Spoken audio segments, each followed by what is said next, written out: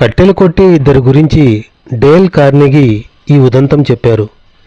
వారిద్దరిలో ఒకరు రోజంతా చిన్నపాటి విరామం కూడా తీసుకోకుండా కేవలం భోజనం నిమిత్తం మాత్రమే కొద్దిసేపు కట్టెలు కొట్టడాన్ని ఆపేవాడు. మరొక వ్యక్తి మాత్రం తరచూ పని ఆపడం, అవసరమైతే కునుకు తీయడం కూడా చేసేవాడు.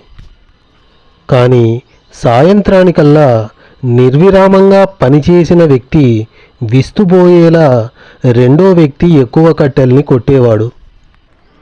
నేను రోజల్లా నిర్విరామంగా పనిచేసినా సాధ్యం కానిది నువ్వు తరచూ విశ్రాంతి తీసుకుంటూ పనిచేసినా నాకంటే ఎక్కువ కట్టెల్ని ఎలా కొట్టగలిగావు అని అడిగాడు మొదటి వ్యక్తి. నేను పని ఆపినప్పుడల్లా నా గొడ్డలికి పదును పెట్టడాన్ని నువ్వు గమనించలేదా అని రెండో వ్యక్తి సమాధానమిచ్చాడు. ఏ పనుల వల్ల సమయం వృధా అవుతుందో మనం కనిపెట్టాలి. పనిని తొందరగా పూర్తి చేయగల కళలో సిద్ధహస్తులైన వాళ్ళు తమ రోజువారీ పనుల్ని ఎంత వేగవంతంగా పూర్తి చేయవచ్చో తెలుసుకుంటారు. ఉదాహరణకు చాలా మటుకు నిర్ణయాల్ని మనం తక్షణం తీసేసుకోగలం. కానీ నేను కొంచెం ఆలోచించాలి అనే మాటకు మనం అలవాటు పడ్డాం.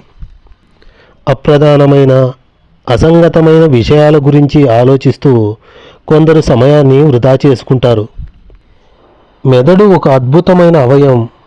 అది మీరు నిద్రలేచిన క్షణం నుంచి పనిచేయడం ప్రారంభిస్తుంది. తిరిగి మనం నిద్రపోయే వరకు అది పనిచేయడాన్ని ఆపదు. భగవంతుడు మనకు రెండు చివర్లనిచ్చాడు. ఒకటి కూర్చోవడానికి, మరొకటి ఆలోచించడానికి. ఈ రెండింటిలో దేన్ని మీరు ఎంచుకుంటారో దానిపైనే మీ విజయం ఆధారపడి ఉంటుంది. తలను ఎంచుకుంటే విజయం, తోకను ఎంచుకుంటే అపజయం.